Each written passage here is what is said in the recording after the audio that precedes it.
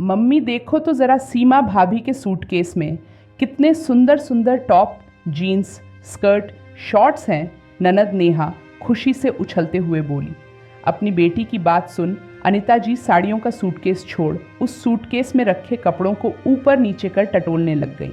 तभी सीमा बाथरूम से बाहर आई, अपनी सास के हाथ में टॉप और शॉर्ट्स देख सक पकाते हुए बोली, मम्मी जी आपको कुछ चाहिए था, मैं मदद करूं? बहू, तुम्हारी हिम्मत कैसे हुई हमारे घर में इस तरीके के कपड़े लाने की? हम तो अपनी बेटी को भी ऐसे कपड़े नहीं पहनने देते। और तुम? सीमा अपने आप को संभालते हुए बोली, मम्मी जी हम लोग हनीमून के लिए लक्षद्वीप जा रहे हैं, इसीलिए सोचा इस तरह की वेस्टर्न ड्रेसेस रख लूं, फैशन में है। बहू, मेरी बात ध्यान से और कान खोलकर सुनना। वैसे तो मुझे ये हनीमून वनीमून का सिस्टम समझ में नहीं आता, मगर सोहन के जिद करने पर मैं तुम दोनों को अकेले इतनी दूर जाने की इजाज़त दे रही हूँ। मगर खबरदार साड़ी का पल्ला सिर से सरका तो मुझसे बुरा कोई नहीं होगा। ये बात मैंने सोहन को पहले ही समझा दी थी, अब तुम भी समझ लो तो बेहतर होगा। शादी से पहले तुम क्या पहनती, क्या खाती थी, हमें उससे कोई मतलब नहीं, मगर शादी के बाद तुम्हें हमारे घर के नियम हिसाब से रहना होगा। और अगली बार जब मायके जाओ ये सूटकेस वही पटक कर आना और अपने सारे शौक मायके जाकर ही करना, ससुराल में पूरी करने की सोचना भी मत। गुस्से से बोल कमरे से बाहर चली। सोहन और सीमा की शादी को 4 दिन हुए हैं। 2 दिन बाद वे लोग हनीमून पर निकलने वाले हैं, इसीलिए सीमा ने घूमने जाने वाले सूटकेस की पैकिंग मायके में ही कर ली थी, ताकि शादी की रस्मों रिवाजों के बीच उसे परेशानी ना हो, और बड़ी सावधानी से छुपाकर पलंग के नीचे रख दिया था। मगर ना जाने कहां से नंद रानी की नज़र उस पर पड़ गई और रायता फैल गया। सीमा ने शाम को सारी बात सोहन को बताई। तब वो बोला, अरे यार थोड़ा सा ध्यान से काम करती, मेरी माँ पुराने ज़माने के हिसाब किताब की हैं। मैंने तुमको पहले ही वार्निंग दी थी, अब भुगतो। मगर अब मैं हनीमून पर क्या पहनूंगी? मांझी ने तो साफ मना कर दिया और बोला है, आज के बाद मुझे इस घर में साड़ी के अलावा कोई और परिधान नहीं पहनना है। नई नवेली दुल्हन मुंह लटकाए बोली तो पति का दिल पिघल गया। अरे यार तुम चिंता क्यों करती हो? वैसे भी कौन सा हमें हमेशा यही रहना है। मैं दिल्ली तुमको अपने साथ लेकर चल रहा हूँ। और रही बात हनीमून के कपड़ों की, तो वो तुम रास्ते से शॉपिंग कर लेना। सीमा खुश होकर सोहन के गले लग गई। अगले दिन सोहन और सीमा निकल पड़े अपने सपनों की दुनिया को जीने, मगर लौटकर अब धरातल की दुनिया में आना था, जो उसकी सास अनिता जी उसे लाने वाली थी। सफ़र की थकान बहुत थी, इसीलिए सीमा सुबह सोती रह गई। अनिता जी जोर से दरवाज़ा पीटने लगी। अरे बहू, बहुत हुआ सैर सपाटा, अब घर गृहस्थी के काम सीखोगी या यूं कुंभकर्ण की तरह सोते हुए जीवन निकाल दोगी? हमारे तो कर्म ही फूट गए, ऐसी बहू पाकर जिसे ससुराल में रहने का तरीका ही नहीं पता। अरे मायके में जाकर सो लेना, ससुराल में जागने का समय है। उठो बहुरानी। चिल्लाहट सुन सीमा दौड़कर दरवाज़ा खोल बोली, जी थक गई थी, आंख लग गई थी, चलिए चाय बनाती हूँ। रुको बहू, सबसे पहले तो ये क्या पहन रखा है तुमने? झंगा झोला गाउन, इसे पहनकर अपने कमरे की दहलीज ना लांघना। दूसरा, पहले नहाकर आओ तभी चौके में पैर रखना। हम बाहर चाय नाश्ते का इंतज़ार कर रहे हैं, जल्दी आओ। सीमा सोचने लगी, शादी के समय इन्होंने कहा था मॉडर्न जमाने के पढ़े लिखे लोग, आपकी बेटी को कोई तकलीफ नहीं होगी, मगर यह तो 100 साल पुराने ज़माने के नियम चलाती हैं। खैर, जैसे तैसे सीमा घर के नियम समझ रही थी। ये सोच अपने प्यार और अपनेपन से अपनी सास का दिल जीत लेगी। अब सोहन की छुट्टियां खत्म होने को थीं, वो जाने की तैयारी में जुट गया और सीमा को ये बोल छोड़ गया कि कुछ दिन घर वालों के साथ रहो। मम्मी तुम्हें इतनी जल्दी मेरे साथ जाने नहीं देंगी। नई बहू हो, सबके शौक होते हैं, और फिर ये तो तुम्हारा घर है, आराम से रहो। बोल दिल्ली चला गया। खाना हमेशा अनिता जी के कहे अनुसार ही बनता, मगर आज उन्होंने मूंग की दाल और पालक आलू बनाने को बोला। दोनों ही चीज़ों के नाम सुन सीमा चिढ़ गई। चुपचाप कुकर में दाल चढ़ाने रख, पालक साफ कर आलू काट रही थी कि सोचा मूंग की दाल तो मैं खाती नहीं, एक काम करती हूँ, आलू टमाटर की सब्जी बना लेती हूँ, कम से कम 2 रोटी खा पाऊंगी, सोच उसने सब्जी बना डाली। दोपहर में जब सब खाना खाने बैठे तो सीमा की थाली में अलग सब्जी देख अनिता जी भुनभुनाई, ये क्या बहू, तुमने अपने लिए अलग खाना बना लिया? कल को तुम रसोई भी अलग कर लोगी, यही लक्षण सिखाकर भेजें तुम्हारे मायके वालों ने। अरे माँ जी, आप कहाँ की बात कहाँ ले जा रही हैं? मैं मूंग की दाल नहीं खाती, इसलिए आलू टमाटर बना लिया तो कम से कम सबको दो, अकेले क्यों बना खा रही? आइंदा ये पसंद की सब्जी भाजी अपने मायके में जाकर बनाना और खाना। अब बना ही ली है तो नेहा को दे दो, कम से कम तुम्हारे अंदर देने की भावना तो होगी। एक कटोरी सब्जी थी, वह भी आधी देनी पड़ी।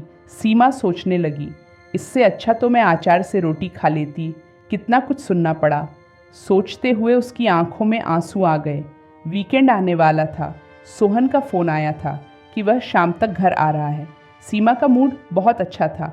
उसने कपड़े वॉशिंग मशीन में डाले, रसोई का काम समेटा और कपड़े छत पर सुखाने चली गई।